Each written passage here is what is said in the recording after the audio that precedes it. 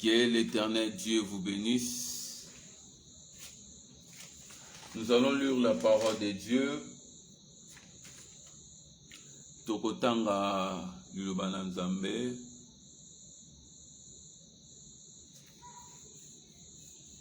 Alléluia. Nous allons lire dans le livre de Jean, chapitre 20. Jean, chapitre 20.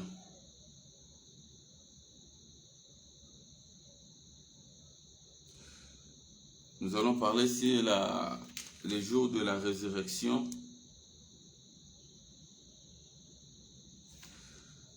Jean chapitre 20, verset 1er, j'ai lu au nom de Jésus. Les premiers jours de la semaine, Marie de Magdala s'est rendue au sépulcre dès le matin, comme il faisait encore obscur, et elle vit que la pierre était ôtée du sépulcre. Elle courut vers Simon-Pierre et vers l'autre disciple que Jésus aimait, et leur dit: ils ont enlevé du sépulcre le Seigneur, et nous ne savons où ils l'ont mis. Pierre et l'autre disciple sortirent et allèrent au sépulcre. Ils couraient tous deux ensemble, mais l'autre disciple courut plus vite que Pierre et arriva le premier au sépulcre. Simon-Pierre, qui les suivait, arriva et entra dans le sépulcre. Il vit que le banc qui était à terre et les linges qu'on avait mis sur la tête de Jésus, non pas avec le banc, mais pliés dans un lieu à part. Alors l'autre disciple, qui était arrivé le premier au sépulcre, entra aussi et il vit et il crie, car il ne comprenait pas encore que, selon l'Écriture, Jésus devait ressusciter de mort. Soyez bénis. Et les disciples s'en retournèrent chez eux. Cependant, Marie se tenait dehors près du sépulcre et pleurait. Comme elle pleurait, elle se baissa pour regarder dans le sépulcre. Et elle vit deux anges vêtus de blanc, assis à la place où avait été caché le corps de Jésus, l'un à la tête et l'autre aux pieds. Ils lui dirent: femme, pourquoi pleures-tu? Elle leur répondit: parce qu'ils ont enlevé mon Seigneur, et je ne sais où ils l'ont mis. En disant cela, elle se retourna et elle vit Jésus debout, mais elle ne savait pas que c'était Jésus. Jésus lui dit: femme, pourquoi pleures-tu? Qui cherches-tu? Elle pensa que c'était les jardiniers. Lui dit: Seigneur, si c'est toi qui l'as emporté, dis-moi où tu l'as mis et je le prendrai. Jésus lui dit: Marie. Elle se retourna et lui dit, en hébreu, Rabouni, c'est-à-dire maître. Jésus lui dit: ne me touche pas, car je ne suis pas encore monté vers mon Père. Mais va trouver mes frères et dis-leur que je monte vers mon Père et votre Père, vers mon Dieu et votre Dieu. Parole du Seigneur, je l'aime et je le respecte. Soyez bénis au nom de Jésus. Bien-aimé, Nzambe baluka kaye, pe Nzambe batungi sakaye. Bible sur le belabiso sur la résurrection de Jésus. Je ne parle pas de la résurrection. Tant où Yesu asekwi, basi bakendaki, et l'on a Marie de Magdala. Mais tant où bake, bangonyo so bazonga ki kopesa sango ke mokonzi azate. Pierre n'a jamais kimi mango bakoti. Batali mokonzi azate, bazongi babi, c'est vrai. Nzoto mokonzi azate. Mais cette femme Marie de Magdala, o batinyo so bayebaki ke mwasi azaki mwasi ndumba. Yesu abengana cet esprit dans nzoto na ye. Abimagana mibala batu, une femme adultère. Azaki na réputation moko ya mabe. Mais le jour de la résurrection, cette femme a combattu une femme extraordinaire. Pendant que les disciples au batambola qui n'a Jésus, baye batali nzota mokonzi ezate bazongi. Mais cette femme cherchait voir le corps de son maître. Elle pleurait. Elle disait à elle, donc ce qui n'a moni nzota mokonzi nangate na ozongate. Elle cherchait son maître, elle cherchait son Dieu. Azaki na posa amoni posa la soulager. Comment mokonzi na biso taki kokunda ye? Mais pona nini nzoto na ye ezali susute? Nzoto ne botiengo wapi? Ma fille, que Dieu te bénisse au nom de Jésus. Ma fille Naomi, que Dieu te bénisse. Nzoto ne botiengo wapi? Elle cherchait à tout prix à mon kaka nzoto ya Jésus. Pendant que Pierre azongi, pendant que Jean disciples sozali kolinga mingi, azalaki te nesika wana. Mais Marie de Magdala atikalaki wana koluka nzoto mokonzi na ye. Laisse-moi te dire, Nzambe balukaka ye et puis Nzambe batungisaka ye. Tango Yesu asekwi, abisi Marie de Magdala kende epa ya bandeko na ngai. Va vers mes frères. Yebisa bango nazako mata epa tata na ngai o azape papa na bino nazo mate pe nzambe na ngai o azape nzambe na bino. Yesu a expliqué bien bayekoli que Dieu est notre Père. Soki nzamba za tata na yo yo mwana oza na mitungisi okotungisa tata po apesa yo eloko ezotungisa yo. Na Matthieu 6 tomba yekoli batuni mokonzi lakisa biso lolenge ya kosambela. Abandi na koyebisa bango notre Père qui est aux cieux. Tata na biso oyo aza na likolo. Notre Père qui est aux cieux. Nzambe lokola za tata na yo. Bien aimé, yeba ozo mériter des choses. Abiso ki ba tata na bino na se awa. Bazo ba kopesa bino biloko bon nga na pesa bino te pourquoi? Pourquoi nga Nzambe tata na bino na pesa bino te? Ceux qui ba tata na bino awa na se bazo pesa bino. Écoutez-moi, si vraiment Dieu est réellement ton père, okobete karaté. Si réellement Dieu est ton père, on comprendra rapport ni makay, oyeba ke Nzamba za tata na yo. Orotungisa ye. Si Dieu est ton père, on repousse na pembe na ye otalise mitungisho yo zanango.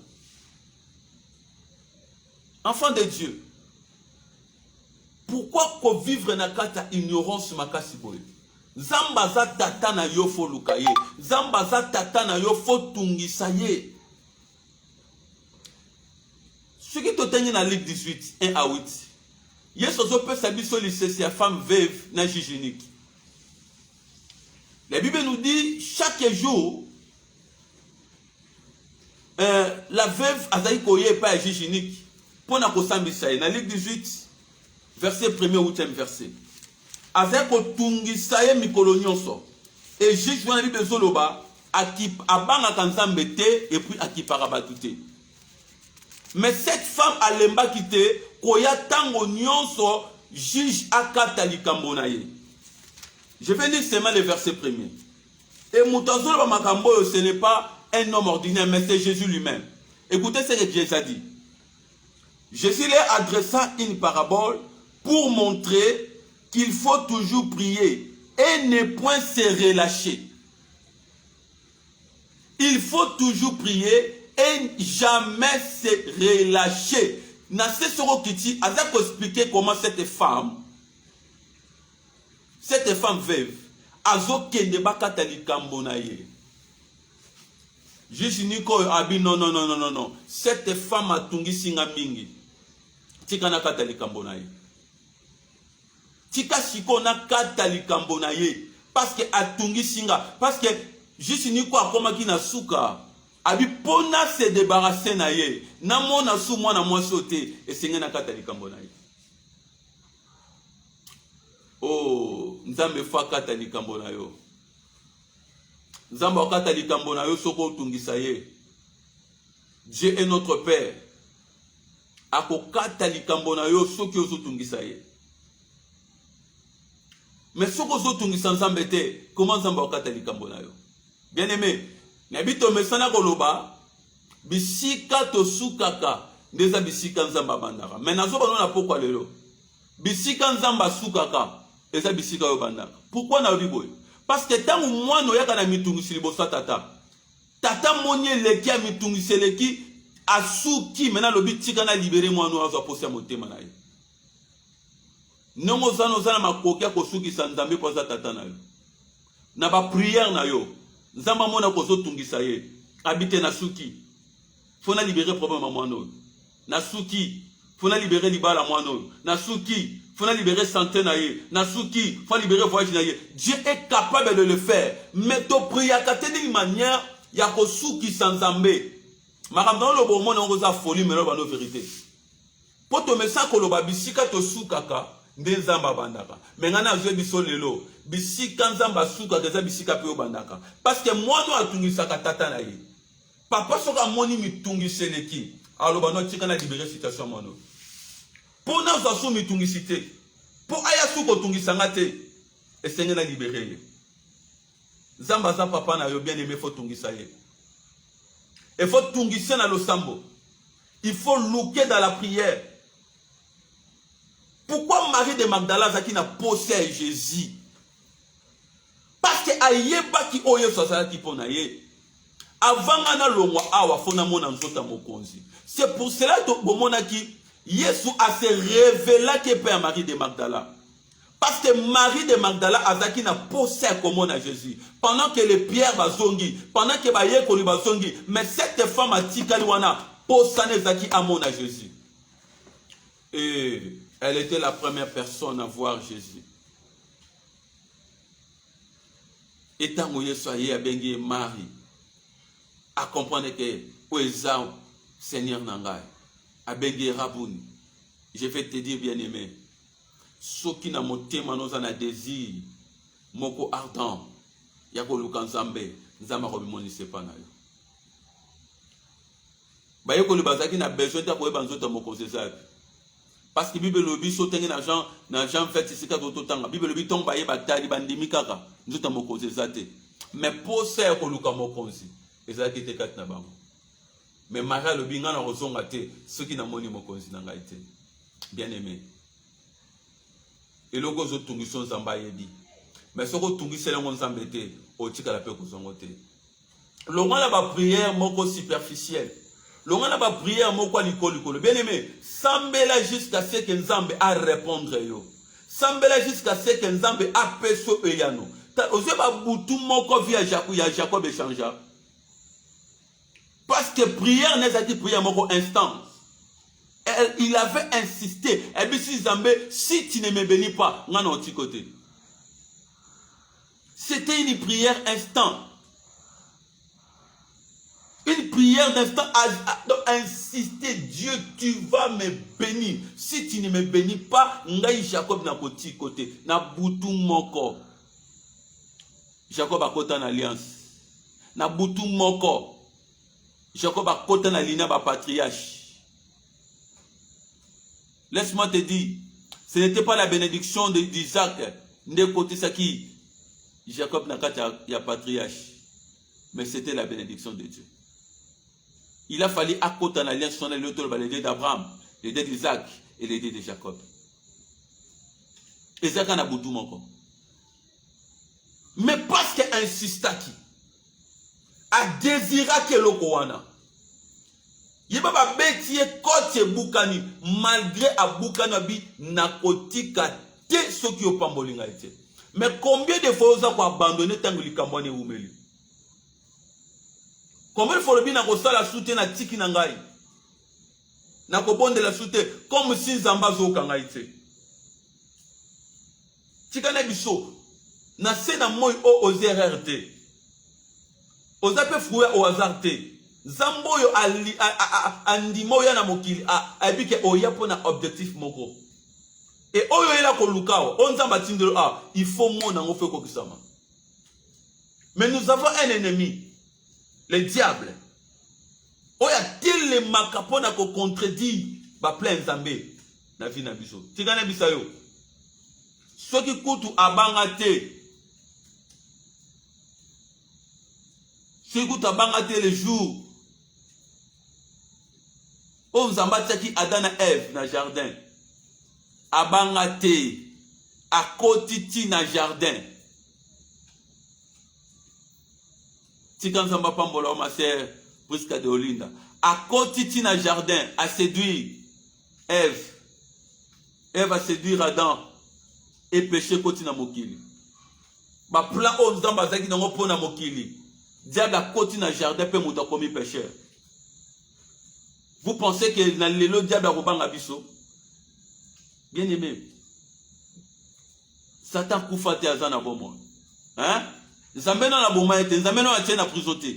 Tant qu'azali a ko permettre te mabongisi ya nzambe na vie ne se réaliser. Lokola biso tozamba na nzambe. Nous avons besoin que les plans de Dieu se réalisent. Et Seigneur na biso tout ça là ba prière moko instant. Ba prière moko instant ozo fungula lola. Ba prière ozo sala ke nzambe akita mimonisa. Bien aimé, il y a des choses dans la vie na yo soko bondeli na insistance te okomona pe nzambe te. Mokola liboso Daniel asambeli nzamba yo kiye. Babi kaka mokola liboso Daniel asambeli nzamba yo kiye. Ayo kiye pe ayano liye que Dieu te bénisse. Mais pendant que réponse à Daniel zoya ba telemeli yango.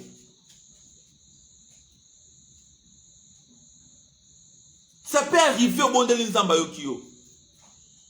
Mais réponse na yo peut comme na yo comme une difficulté. Et Tina Daniel a continué jeûne Tina 21e jour pour réponse na yeya. Et ça va prier mususu so sambela mukwali boso nzambe sa yo ko mukwali boso nzambe si ayano la yo. Mais réponse na yo na ne komelioté parce que ça na ba plafond. Parce que ça na bitumba moko tele mais réponse na yo. Et ça n'a pas tout besoin de réponse dans l'an 2000 ans. Mais le déjà 20 ans, la réponse dans le comme la bangote.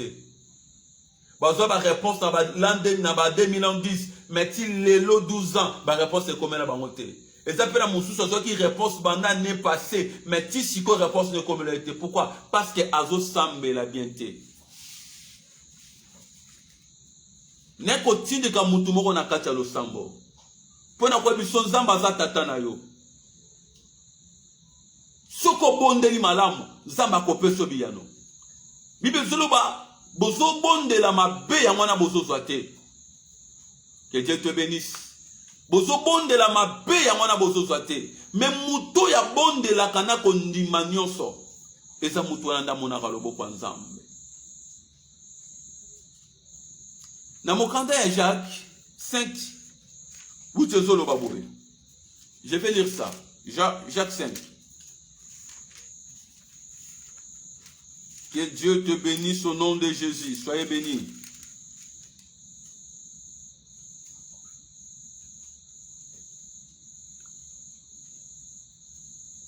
Bible sur le banabiso boye. Élie est un homme de la même nature que nous. Mais il pria avec instance. Il pria avec instance. Et Mboule bétité pendant 3 ans et 6 mois. Il était un homme comme nous, Élie. Mais il pria avec instance. Et Mboule bétité pendant 3 ans et 6 mois. Tant que prière, une prière instance, une prière profonde. Bien-aimé, parce que à chaque fois que tu es le marathon bondela, l'ennemi aussi n'a pas monnaie à télémaka pour empêcher bisoto simba ba résultat. Je déclare pendant que nazo bondela na osiko, pendant que nazo loba siko, Ce que ça la prière moko sambela. Et bon, Nzambe a répondu, mais qui ne l'ose pas réponse. Je prie au nom puissant de Jésus. Na tombo lo bo la kola mosala Nzambe. Bisika lo sambo wane tangama. Eza na famille tata na yo. Eza na famille maman. Eza na bato yebito yebite. Tika eza la libéré au nom puissant de Jésus. Réponse à ma bonne de l'osala eza la libéré au kome e kome la yo. O simba o eza posé à motema na yo.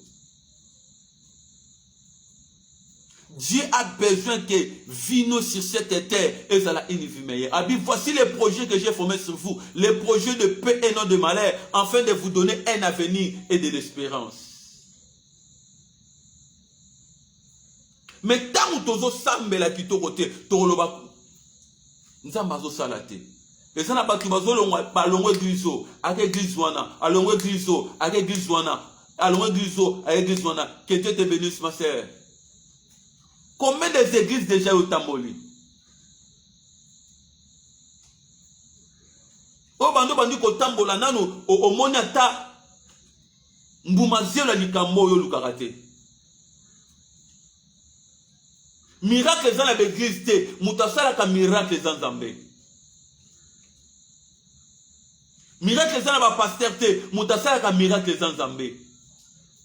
Si vous croyez en Dieu, et vous croyez à l'homme de Dieu, on a à disposition. C'est alors que le miracle est qu'on se produit dans la vie. C'est alors que le miracle se produit. Autant de l'église, dans l'église jusque-là, aux hommes, on a le beau quand Zambé, comme si Zamba salakate, comme si Zambé, ce n'est pas problème, il y a Zambé. Problème, c'est que Yonde, Ozo Sambe, la malamute, Yonde, Ozo Lukanzambe, malamute. Je vais lire le livre d'Amos. Amos 5, 5 à 6. La Bible dit, ne cherchez pas Bethel. N'allez pas à Gilgal. Ne passez pas à Beersheba. Car Gilgal sera captif. Et Bethel anéanti. Cherchez l'Éternel et vous vivez. Craignez qu'il ne saisisse comme un feu la maison de Dieu, tout ça. Ma Bible Luka Bethel te. Bokende pe na Gilgal te. Boleka pe na Beersheba te. Pambate même Gilgal bako kangango. Bethel kozanianti. Mais boluka Nzambe. Cherchez l'Éternel. Cherchez l'Éternel. Ezala mutu akosambela likambo na yo lokola yo moko azate. Bien aimé, ceux qui n'ont yo ki passe likambo na yo te. Okosambela pe malamu te. Il faut pour pousser dans la présence de Dieu. Ne cherchez pas Bethel. N'allez pas à Gilgal. Ne passez pas à Beersheba. Parce que Gilgal sera tombé. Bethel sera anéanti. Cherchez l'Éternel et vous vivez. Muto luka Nzambe nda bikaka. Muto luka Nzambe nda kangola maka. Muto luka Nzambe nda zalaka sauver. Na likambo ya zana ngoposa. Dieu est notre Père. Jésus a dit notre Père qui est aux cieux. Il est notre Père. Papa ni na kopime la bana na ye. Biloko bazoluka. Papa ni na kopime la bana na ye. Makambo eza ba pose mitema na bango. Problème na eza parce que otungi saka Nzambe te. Lelo sambelo boko sambela te. Lelo lukelo boko luka ete. Ozo luka batu, ozo kimela batu. Combien de prophéties déjà va pécher? Okino lelo ata morote kokisami na vina yo. Oleki na maboka combien de prophètes? Na place luka Nzambe ozo luka les prophètes. Babi ne cherchez pas Bethel. N'allez pas à Gilgal. Ne passez pas à Beersheba. Mais cherchez l'Éternel. On a ma déception, pourquoi? Parce que yo, aux autres motifs, me paye abattu. Bible dans la chronique 20-20. Avec Dieu, l'Éternel, nous serons affermis. Mais avec ses serviteurs, vous réussirez. Comment vous sauter Nzambe directement chez les hommes de Dieu? Ceux qui nous ont affermis, Et pas parce que l'ensemble peut réussir. Il faut d'abord commencer par Dieu. Dieu va d'abord nous affermir. N'étant qu'on se confie pas parce que l'ensemble. Donc, moi, je vais ramener Simba. Mais je confesse quand l'ensemble est raté. Autant que je lingi. Au salaire rendengo lingi. Au moins, je vais ramener lingeli. Et tant que je vais ramener lingi, autant olingi te nzamba fermir yo mais oganga na basala nzambe kaka au moins lokola basala nzambe bazanga ngoya yango zo ke d'église en d'autres églises de porte en porte de prophétie en prophétie de prophète en prophète ozomona résultat te ozoluka batu basambela pona yo ozoluka batu baluka nzambe pona yo. Il y a des choses. Ceux qui ont salué ont été dans son esikanazate. Zambe azali papa solonako bangate. Zambe azali papa solonako kobangate. Zambe azali papa solona kobangate. Zambe azali papa solona kobangate. Zambe azali papa solona kobangate. Zambe azali papa solona kobangate. Soki nzamba za tata na yo bien aimé kobangelo rote. Soki nzamba za tata no kobangata le bien Jean 14, Jean 14 verset 1er, que votre cœur ne se trouble point. Croyez en Dieu et croyez en moi Jésus. Pourquoi bandina nous donne du mélanzambe chakare de brosata? Que votre cœur ne se trouble point. Croyez en Dieu et croyez en Jésus.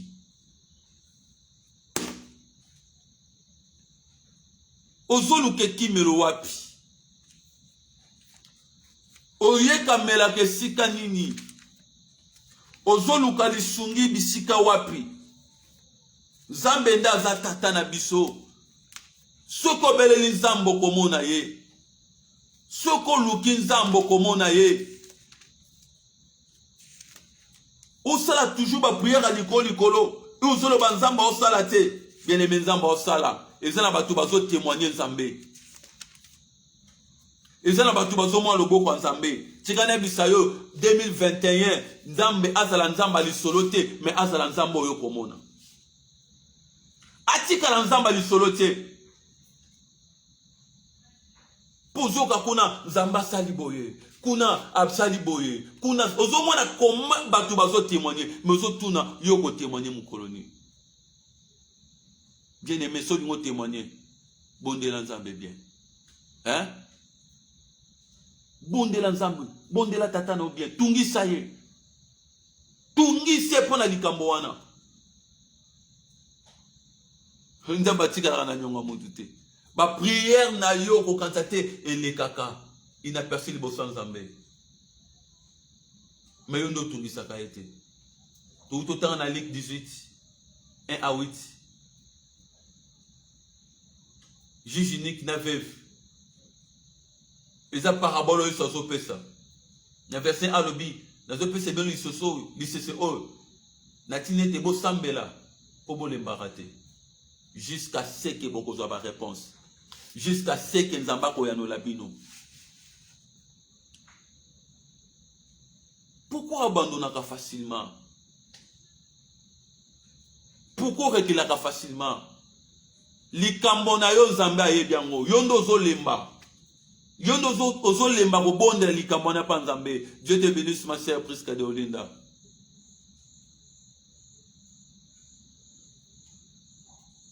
Likambo na yo zo umela parce que yo moko zo tungisa nzambe te.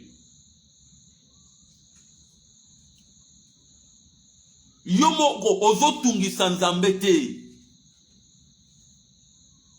Tala, mukolo ko bando kotungisa nzambe.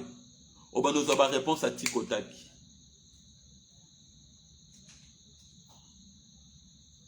Papa palinga bana batungisa ye. Soyez béni au nom de Jésus. Papa palinga bana batungisa ye. Mwana tungisa ka papa na mingi. Aza mwana oyo. Aza ka pe biloko ebele. Mwana tungisa ka tata na mingi. Aza mwana aza ka bakabe ebele. Tungisa nzambe pa za tata na yo. Na makambo batu ba kopé solution te. Na ba réponse batu ba kopé sauter. Na ba victoire batu ba kopé sauter. Si tu crois que mutako sango saka nzambe, alors tungisa ye. En plus oyebi famille oyo bimeli ndenge ezali. Liboto obota me binenge ezali. Oyebi ni solo nango bien.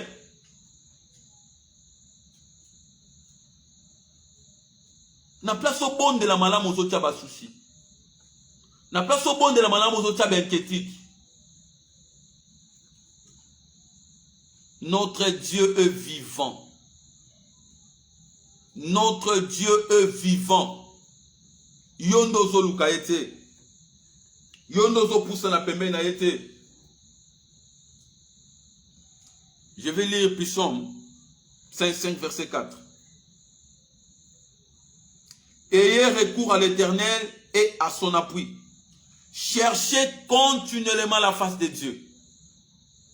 Ayez recours à l'Éternel et à son appui. Cherchez continuellement la face de Dieu. Ayez recours. Yo kimelaka wapi. Yo lukaka banani.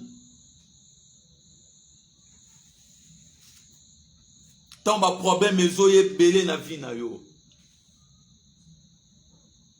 Na Philippe azoloba, na Philippin azoloba. Ne vous inquiétez de rien.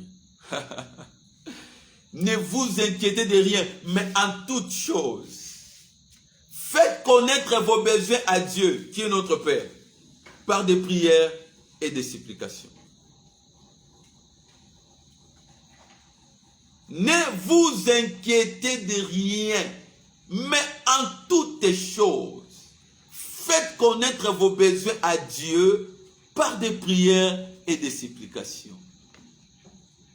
Maintenant, yo recours na yo kimelaka wapi. Appui na yo eza wapi. Oye kamara wapi tant ba problème ya na vie na yo.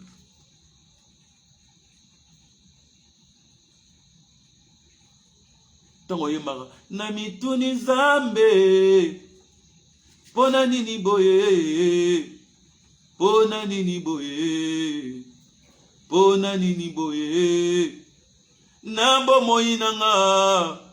Minyoke uti wapi, bapase uti wapi, kufe uti wapi, nalibota nanga, sonye uti wapi, kolela e uti wapi, minyoke e uti wapi, zala nanga, hein?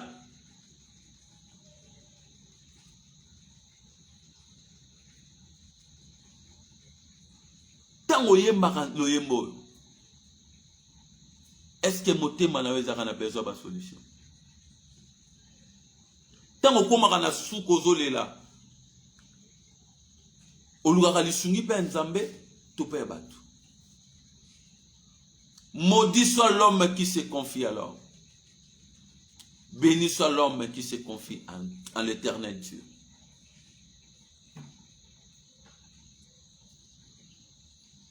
Bilom sous mbele so zongokala. Problème na yo parce que ozo kimele pa batu. Problème parce que ozo tale la batu. Laisse-moi te dire bien-aimé, Nzambe azelaka na likambono wana. Mukolo yo ko tale la ye. Oluke na motema no mobimba. Ezape mukolo o ko mona ye ko sela yo. Bible zo bana bisoto le maté. Cherchez continuellement sa face. To luka tango nyonso elongi na ye. Ami moni sakana ba o nyonso ba luka ka ye. Est-ce que c'est luka Nzambe? pour ton problème. Ma famille n'est ni bossona pour na yo. C'est béni. Nous servons un Dieu puissant. Zambo Abenganga, c'est un Dieu puissant. Bien-aimé, Nazan Ngolumoko, nga mutu ateyanga te aya pa nanga lobandeko mobali frère nzamba lingi yo yamba Yesu ba memi en église bando sambelo kwa frère nga mutu ayambanga te mutu ateyanga te pona ko mosambela. Dieu m'a cherché personnellement. Et dans la kantara mukolowana, s'il y a un problème et comme je rappelle à Dieu. Oyaka kolukangai. Bien aimé nazako tambola na nzela ezaka 14 heures. Na yoki mungongo na sima Chris. Na baluki na tali na bi ona. Na zobenga mungongo na bien ngote c'est pour la première fois. Et bien pour la deuxième fois, Nathalie mungongo no na yoka ngote. Et bien pour la troisième fois Makas. Ton a baluki Nathalie. Le bezanga nzambe na bima ba chair de poule tika nyonso o salela ngai.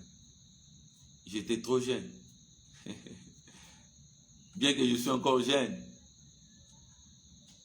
j'étais trop jeune.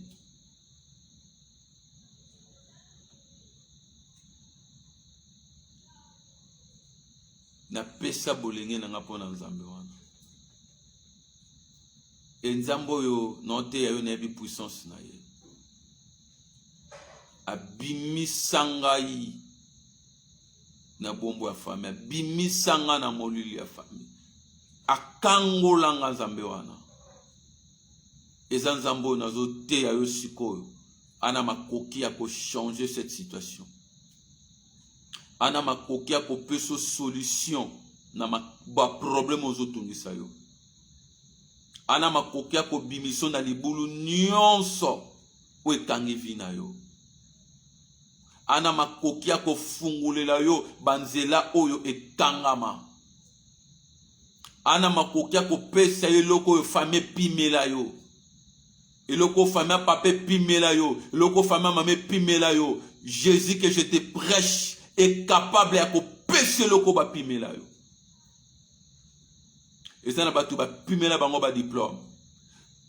La famille botama ba pimela bango mabala. Ba pimela bango mabota. Ba pimela bango misala. Ba pimela bango ba voyage. Mais yeso nazote ya yo.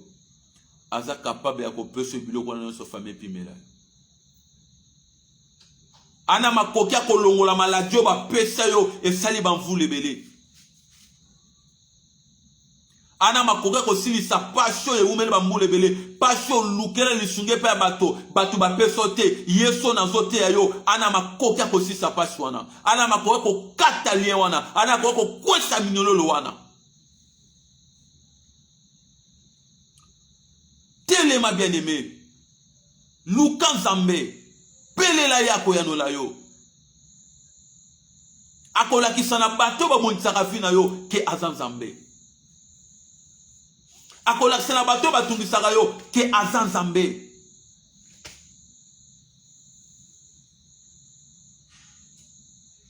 To makambo zo simbate ko kanga maboko tebeleme ko lela te belela nzambe. Alléluia. Invoque ton Dieu, belela ye. Tika makambo ko kimela ke pa bato. Tika makambo yako kimela ke pa bato. So kimeli nzambe. O kimele pa nzambe. Dieu est capable ya ko simba mitema ya bato pona. Mokili ezaye. Ya nzambe. Batu nyonso mona na mokili baza nzambe. Ba biro nyonso mona na mokili eza nzambe. Ba société nyonso mona na mokili eza nzambe. Ba entreprise nyonso mona na mokili eza nzambe. Dieu est capable ya kozwa bisiko zawana yemoka ponelio société ke koti se po bandi ko sala. Yoza po musala tika esala melo na kombo na Yesu.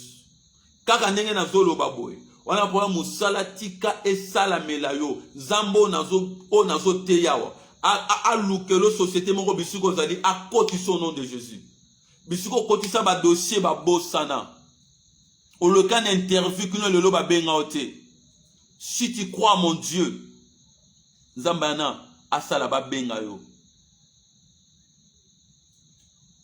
a kotisa on anda kuwana afandi so bisika wana parce qu'il est Dieu. Nous servons un Dieu puissant. Nous servons un Dieu puissant. Nous servons un Dieu puissant. Pensons au pinzoliwana. Et où me mingo là? Pourquoi tu plais Yozana Tata? Pourquoi tu plais Tata Noyazali? Pourquoi zo konda bwepo na makambwane zo tungisa yo? Hein? Pourquoi zo tika nzo te konda bwe? Pourquoi ligni malade attention et kota na vie na yo? Pourquoi pesi nzela wana? Pourquoi pesi nzela gastrite tungisa yo? Bien aimé. Tu as un Dieu oza tata na yo. Akotiko na pasité, akotiko na sonité, akotiko na kolelate. Soko beleli akoyano la yo. Azana ba réponse na ba problème na yo.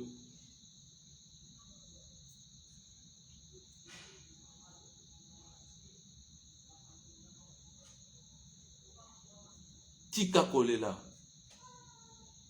Ngana tika komi lela lela. Ngana longola loboko na litama pona yebiete masiya longa kiye karabro shadabade. Ngana tika komi lela lela. Ngana longola loboko na litama pona yebiete masiya longa ki. Nalola bako yemba elonge monani kolokumama yobongi nalokumu Alléluia nakolo yoko sina yuda kolokumama yobongi nalokumu. Bien-aimé longwa loboko na litama tika komitungisa. Ezala moto moko atikaka kita bokonzi na ye. Ezala moto moko abandonaka nyonso ye. Akitaki na se awalataki nzoto. Po apesa vine pona yo. Moto aneza Yesu Kristo. Oh bien-aimé, akotiko na pasite, akotiko na sonite, akotiko na kolelate, akotiko na minyokote, comme na weza belela ye, comme na weza luka ye, asaki musana gologota, amikomisaki mobola poko ma moto abozui, amikomisaki malédiction poko ma bénédiction, amikomisaki moto pamba poko ma moto atina, amikomisaki moto masu poko ma mosantu, asala musala ya makasi, il a effacé l'acte de l'ordonnance qui nous condamnait, akate ango, il était mis à la croix, pose à la sauver. Pourquoi ça qu'on s'inquiéter? Pourquoi ça qu'on mitungisa? Nazo bonde la nzambe nanga. Akota likambo avina yo. Nazo bonde la nzambe nanga. Assister na likambo ana. Nazo bonde la nzambe nanga. Apeso solution. Nazo bonde la nzambe nanga. Ape qui sont na maladie wana. Nazo bonde la nzambe nanga. Ape qui sont na pasi wana. Nazo bonde la nzambe nanga. Akata likambo na yo. Nazo bonde la nzambe nanga. Apeso mbongo loyer. Nazo bonde la nzambe nanga. Apeso musala. Nazobonde la nzambe na ngai apeso kimia nazobonde la nzambe na ngai alongola maladi na nzoto na yo nazobonde la nzambe na ngai alongiso na bitumba wana nazobonde la nzambe na ngai akotiso na société wana nazobonde la nzambe na ngai o roshaka siterebro shada reke kisaka yama sote reke kisiki torobodo shanda bisiko zali tika nzambe na ngai à celle de grandes choses. Tikanzamba mi moni sana vina yo. tika nzamba kata likambo na yo, tika nzamba bundela yo, bien-aimé nzambo na zebisa yo, atire kikibo konzi na ye, andime kokita wana se, alati zoto, akoka na yo, po alongolo kati na pasi, po alongolo kati na soni, po alongolo kati na kolela, bien-aimé, oza erreur na mokili oyo, soki yesu andimaki koya po na yo, parce que oza na tina, soki yesu andimaki koya po na yo, parce que oza na tina na miso na ye, yesu azongaki po alongolo na pasi, yesu azongi po alongolo na soni, yango ne azongi po azwe sika na yo. Que Dieu te bénisse, prophète Arnold. Ayaki pa longolo na soni, ayaki pa longolo na minyoko, ayaki pa longolo kata ba chaîne wana, alon na ba loi famille. Il y a point de condamnation pour ceux qui sont en Jésus. Pas de condamnation. L'oignon sa famille telemelayo et katana. L'oignon sa famille telemelayo et koya. Pas de condamnation pour ceux qui sont en Jésus. Moutako condamné à zate, moutako tue ba limite à zate, posa katina yesu. En effet, l'esprit de vie en Jésus m'a affranchi de l'esprit du péché et de la mort. Christ nous a affranchis, Christ nous a libérés. C'est pour cela il est écrit, si le Fils de Dieu vous affranchit, vous serez totalement libre. Vous êtes totalement libre. Laisse que le Saint-Esprit de Dieu, abandako se manifester. Alors parce qu'il est écrit, si l'esprit de celui qui a resté Christ entre les morts habite en vous, celui qui a resté Christ entre les morts rendra aussi la vie à vos corps mortels. Je déclare, lorsque le Saint-Esprit de Dieu a se manifesté dans ta vie, la passion la maladie, parti sans autre, le Saint-Esprit de Dieu assis sa passion, il y a rhumatisme, assis sa passion, gastrite, assis abimison na kati attention, abimison na kati pasi, abimisa yo na ba mot de tête, alongolo na kati ba fièvre, au nom puissant de Jésus, au nom puissant de Jésus, au nom puissant de Jésus, au nom puissant de Jésus, maladie na ko boakela, etika nzoto na yo, maladie na ko kanela, etika nzoto na yo, maladie AVC, etika nzoto na yo, au nom puissant de Jésus, que le Saint-Esprit de Dieu a touché vos zones sans autre na yo, a zongi sans autre en forme. Ye kabrashi kosotoro brade. Yi mayaka suzerere broshata. Yi kamasete kebruya kabade. Si ende mono shundi kibrada kasante. Ye kabraka shudi kibosoyo. Ou mande kebede. Ou kashara braka suntenemene. Oh Père éternel. Bénis la personne qui m'a suivi. Bénis son travail. Bénis sa famille. Bénis ses enfants, son mari, sa femme.